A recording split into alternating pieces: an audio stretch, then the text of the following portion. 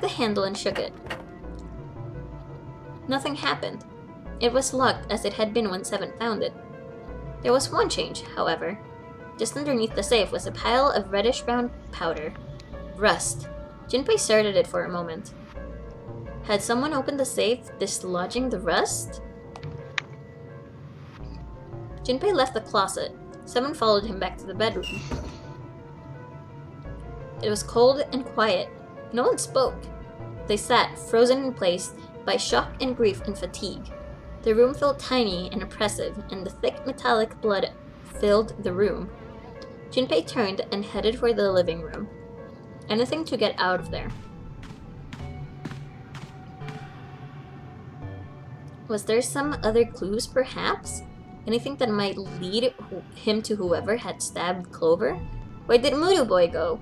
He's here, just quiet. I'm here. There's still a lot of story, and he knows this game, so he's just keeping quiet because he doesn't want to spoil anything, basically. I'm guessing.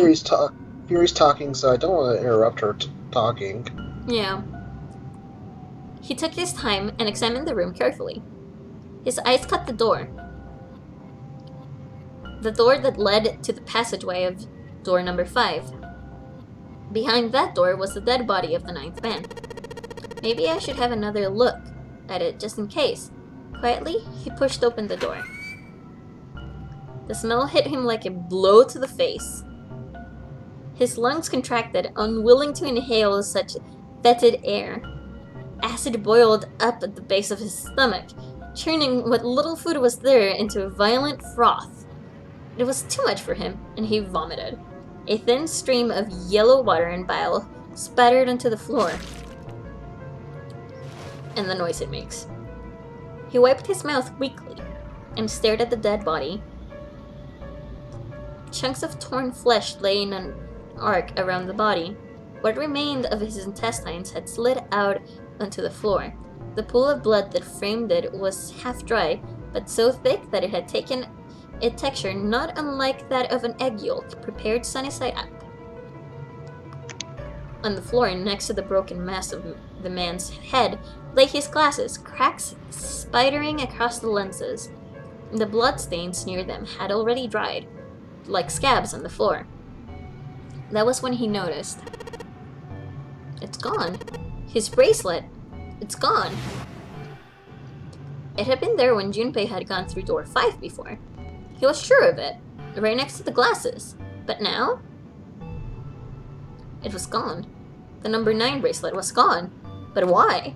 Had someone taken it?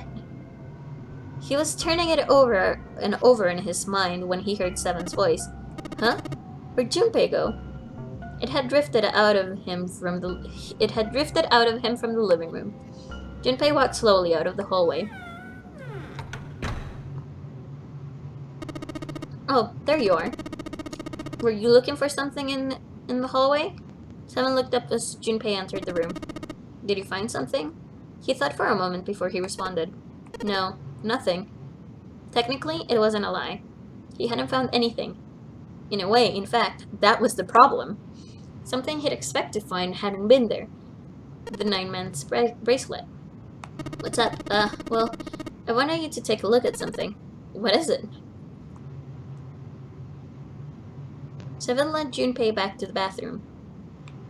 As Clover's corpse came into view, he felt his heart flip and then fall into the bottom of his stomach. Something between a sigh and a groan escaped his lips. What was it you wanted to show me? His voice was hollow and empty. I searched Clover's body again. I found this. As he spoke, he moved around Clover's head. Then he knelt down and flipped over her right hand. What? She was holding a piece of paper. I haven't actually looked at it yet. I didn't want to disturb the crime scene, you know, because I'm a policeman, so it makes sense. Basic stuff. Well, I did borrow one thing. Huh? I wonder how Zero made something so indestructible that it can withstand an explosion. Oh, he wasn't sure what that meant, but it likely didn't. I think that the explosion was actually very contained in the torso area, so that the legs and the arms don't really Like, if there's nothing stopping them, they just fall down in place. You know? That's what I think. Like, it's the torso area that just explodes. That's my thinking of how his bracelets can withstand the explosion. He wasn't sure what that meant, but it likely didn't matter. The paper was more important. He picked it up and carefully opened it. There were 2 sentences written on it. Truth had gone, and truth had gone. And now, no, truth is asleep in the darkness of the sinister hand. What is this? Some kind of secret code? 7 peered over Junpei's shoulder at the note.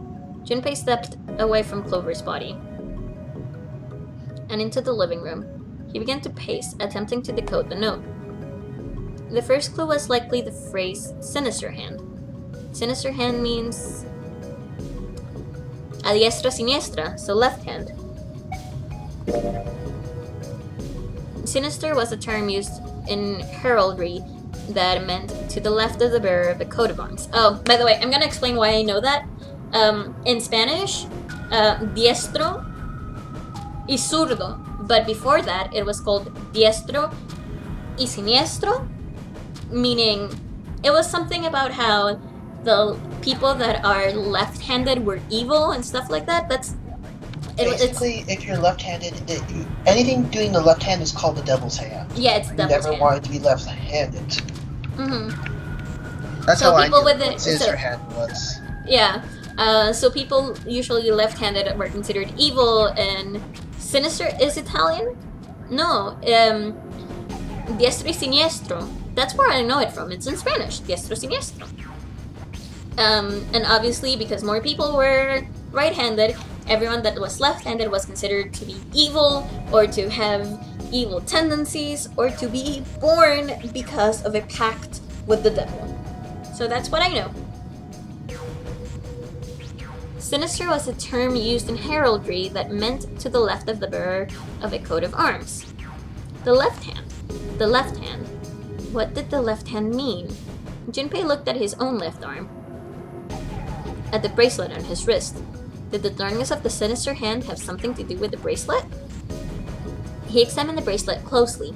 There were 2 protrusions. I know sinister is a Spanish word, but it comes from Italian.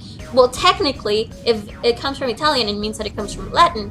So there you go. Oh, my sisters always said I used to be left-handed. Yeah, most people that were left-handed were, well, especially back in the day, they were taught how to be right-handed so that no one thought ill of them. That's the thing that happened back in the day. Anyway, there were 2 protrusions on either side of the face. The left and the right side of the face. Left and right. Left and right. Right and left. Truth is gone. Truth gone. It sounded funny. What did it mean? Truth gone. Maybe those 2 words. How about reading it out loud? Well, we're reading it out loud, so that doesn't make sense. How about switching in them? Gone truth doesn't make sense. What else could they mean? How about reading them backwards? Enog. Nope. I guess what else could they mean, right? Or is there any funny dialogue if I don't choose that one? If I choose a specific one?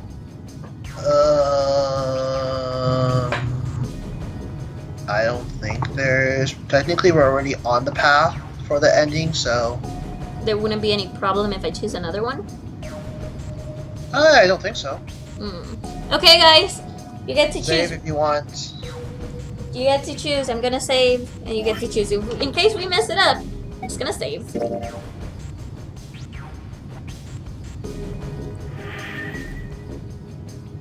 No, we don't get to quit this game just yet.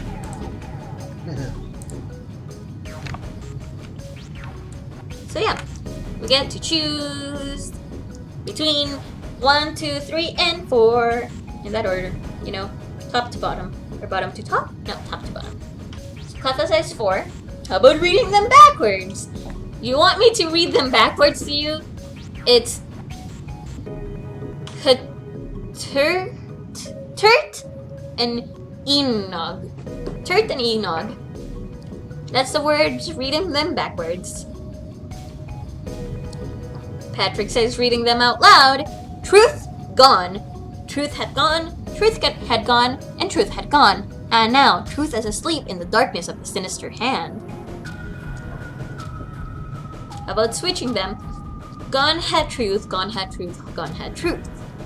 I don't know. What do you say we should do? I was going to be lazy and just go for the right answer. Right? I think that's like the best thing that we could do. Because like honestly none of them make sense apart from like the third one.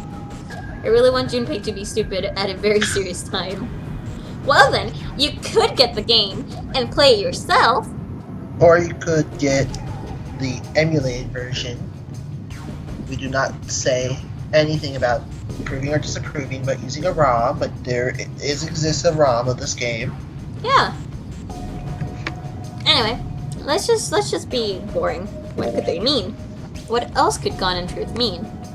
Truth, of course, meant something that was correct, something that was a fact. In other words, something that was right-handed. It would follow that then that gone meant left. After all, someone left. After someone left, they were gone. Junpei's always stupid during serious times. You can make Junpei very stupid during serious times. It's amazing. In this case, however, they clearly referred to the directional homonyms. So that means truth right, gone left. That seemed to make sense. Junpei looked at the bracelet again. At the two protrusions. I cannot say that word. Protrusions? Protrusions. On the left. Protrusions. Yeah, on the left and right of the face. Flanering pa! Oh my gosh. Junpei. Praise the Flanering pa. Press them in the following order. It's right, left, right, left, right, left. Right, left, right, left, right, left. Okay, so the third one. Wait.